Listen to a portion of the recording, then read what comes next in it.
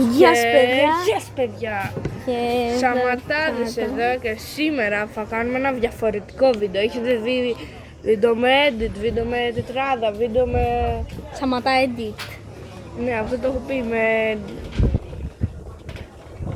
Διάφορα πράγματα και σήμερα θα είναι κάτι διαφορετικό. Θα είναι η συνέντευξη της Γιώτας. Βέλαμε επίθετα για προσωπικούς λόγους.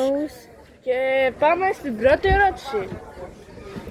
Πιστεύετε ότι είστε πολύ καλοί στο τέρμα? Ναι. Πιστεύω ότι είναι παιδιά και όντως είναι. Πάμε στην επόμενη ερώτηση. Πες μας. Όταν ακούσατε αυτά τα δύο ονόματα, ποιο όνομα σας ήρθε να πάτε σε αυτή την ομάδα, όταν το ακούσατε? Μου άρεσε το όνομα Σαματάδων και γι' αυτό το αποφάσισα, επειδή δεν το βρήκα, δεν αποφάσισα με τόσο μεγάλο, επειδή βρήκα έτσι ένα όνομα και το είπα, απλά έτσι μου άρεσε περισσότερο αυτό το όνομα. Ωραία. Πάμε στην επόμενη ερώτηση. Γιώτα.